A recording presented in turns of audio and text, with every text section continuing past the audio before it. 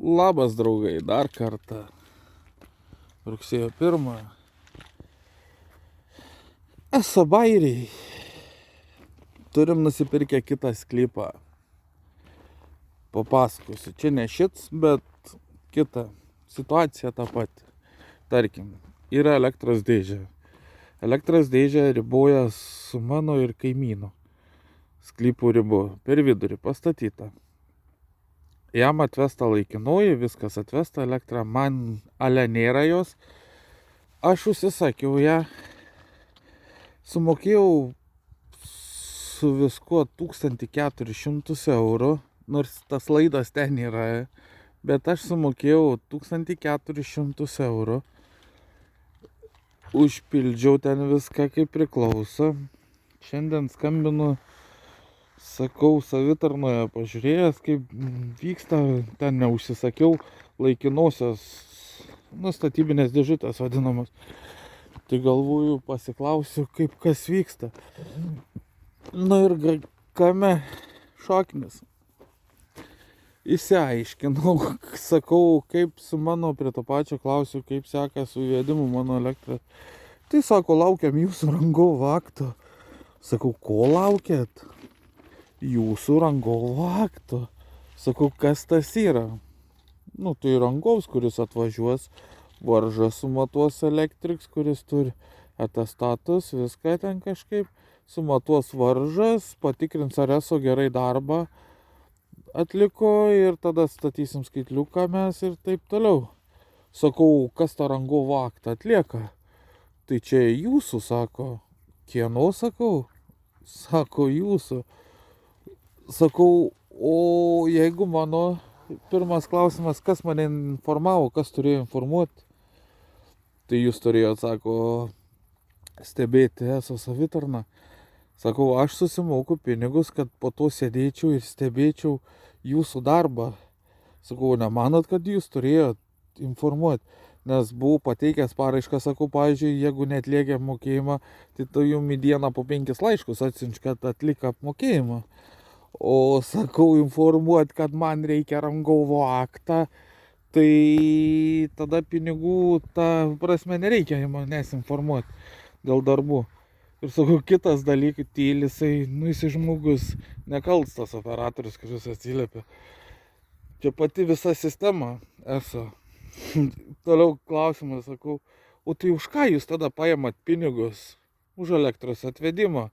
Sakau, jūs elektros neatvedėt man. Kaip neatvedėm, tai elektros buvo, nes, kaip matau, su kaimyno riba, jum kabelis viskas yra. Tai va būtent, sakau, kabelis jau buvo. Tai už ką jūs paėmėt pinigus? Tai už skaitliuko pastatymą, bet jūs turite rangovo aktą. O sakau, aš visko pažymėjau. Situacija, taip grįžkim atgal tada. Situacija prieš tai, prie tam sklype, aš sumokėjau pinigus ir nieko, sakau, nesirūpinau. Atvažiavo, pastatė, sustatė ir viskas. Ir sakau, man nereikėjo jokių rangovo aktų, nieko. Sakau, galiu net susakyti, kas buvo įmonė, kokie darė tuos rangovo visokius planus, viską.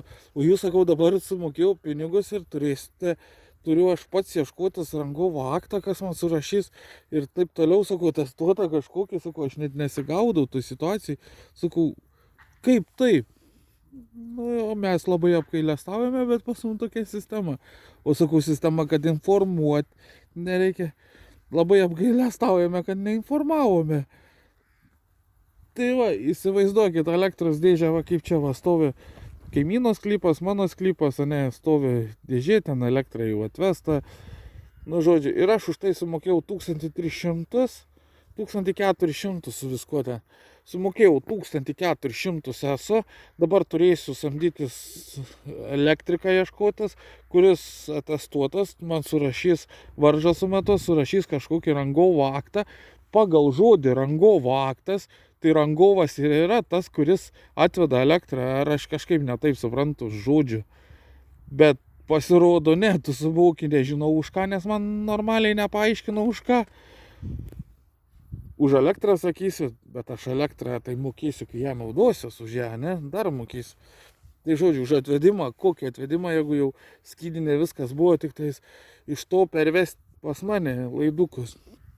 į tai dar nepervedė, nes reikia rangovo aktą. Rangovas, aš kaip įsivaizduoju, rangovas yra tas, kuris atveda elektrą ir visko padaro.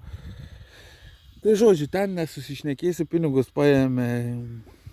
Taip, va, liaudiškai dreipsiu už bybį, žina ką sumokėjau. Ir karo, čia toliau mokėsiu dabar. Dar mokėsiu bybį, žina kiek. Ir bybį žina kam. Ir bybį žina dėl ko. Ir dar net neturėsiu statybinės dėžutės. Tai žodžiu, va taip, draugai. Žiauru, žiauru. Ir nuvažiavau į Šiaulius, nu, ta prasme, man čia šalia, nuvažiavau į Šiaulius. Ir ten pasirodo Ignitis, sakau, kur esu rasti tą ofisą. Nėra, sako, žinokit, pas jūs tik telefonu galima kreiptis. Tai va, o telefonu iš pradžių iš viso 2 kartus skambinau, vieną pirmoji atsiliepė konsultantė, tai iš viso nesugebėjo man paaiškinti ir net man nepasakė, kad reikia rangovo aktą man, da kažką, nes aš skambinau pasiklaus kaip dėl statybinės dėžutės, nu, nes nebuvau pažymėjęs ar ką, sakau, neradau puslapį, kur pažymėti, kad man reikia kartu į statybinės dėžutės. Tai žinot, ką jinai padarė? Jin man atsintė, karočią, iš karto, kad tu susimokėk už tą, už planą kažkokį, ten kem 3, kem 4 eurus. Aš, blėt, vėl skambinu, sakau, aš tą sumokėjęs, nes ten ir adresas klaidingas, sakau, ir adresas. Kits atsiliepiau, sakau, už ką čia man mokėti? Tai nežinau, sako, jūs atšaukit, nes pas jum jau yra patvirtinta elektros įvedimą, sako, aš nežinau už ką. Nu, žodžiu, jie taip, va. O sakau, prieš tai, kur, nu, ir pradėjom gilintis, kad elektra, sako, jūsų čia paraiškoje laukiame rangovo aktą, nu, ir pradėjus, man, sakau, kodėl prieš tai ta nesakė nieko. Mes apgailestaujame. Tas jūsų žodis, žinai, apgailestaujame, atsiprašome. Tai, karočią, belenką gali padaryti, svarbu žodį atsiprašyk ir atgailestauk, ne? Ir galėtų belenką pridirbti, šūdą primalti. Pohom žmonėm pinigų gali atimti, įsakyk, apgailestauju ir atsiprašom. Nu ir va, karočią, net nebemūkų žodžių ištarti iš tų nervų. Taip va taip va, esu, va. Bardaksti tavo, karočią, žodžiu. Va Jėzus, baisu, kai sako, kai kurie mano pažįstami, baisu, kas daro, baisu, sako. Tai va, iš tikrųjų dabar, kaip? Aš nesuprantu, 1400 už orą sumokėjau, ir dar mokėsiu kokius 400-500 jaučiu. Da, ką žinau, užteksiu ir iki 1000, kad su tą statybinė dėžutė, tai čia reikalų bus, man, žodžiu. Gerai, draugai, tiek negatyvo. Rugsėjo 1, bandysim žiūrėti spręsti, papasakosim toliau, kaip kas gaunas su ESO.